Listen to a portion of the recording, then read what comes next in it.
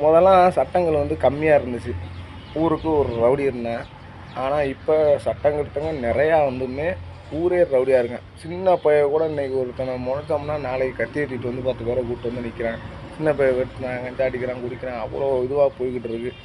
அது போக இன்றைக்கி ஒரு குற்றம் நடக்குதுன்னா அதை ஒரு எடுத்துக்காட்டுறது என்ன, நம்ம ஃபோனில் இதில் அதை டிவியில் இந்த மாதிரி தான் நம்ம பார்க்குறோம். அதுவுமே நம்மளை திசை திருப்பி விட்றாங்க. அவன் உண்மையே சொல்கிறானா எப்படி தெரியும்? அதை பார்த்துட்டு அதான் உண்மை அப்படின்னு நம்ம நம்புகிற அளவுக்கு நம்மளை கொண்டு வந்திருக்காங்க.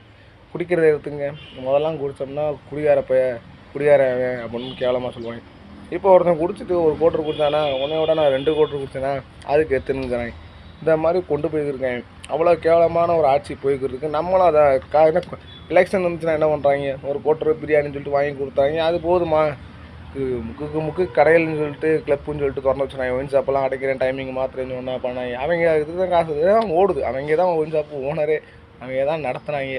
இப்போ கிளப்புங்கிறாங்க. அங்கே போய்ட்டு நம்ம வந்து இவன் வந்து குடிக்க வரலப்பா, என் கூட ஒரு கிளப்பில் இருக்கான், என் கிளப்பில் ஒரு மெம்பரு அப்படிங்கிறத முக்கு கிளப்பை திறக்கிறாங்க. நம்ம ஆட்சியை பொறுத்தளவுக்கு 5 வருஷம் ஆளான ஆட்சியை நம்ம பார்த்துட்டோம். இந்த ஆட்சியில் இவ்வளோ கேவலமான எத்தனை பெண்கள் வாழ்க்கை போகுது, எவ்வளோ மக்கள், எத்தனை குடும்பம், எவ்வளோ பேர் இதில் பாதிக்கப்பட்டிருக்காங்க.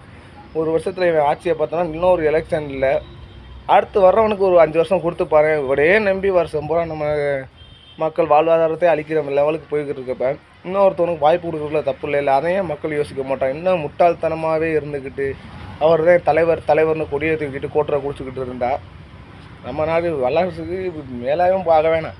இருக்கிற இடத்துக்கு இருந்தாலே போதும்.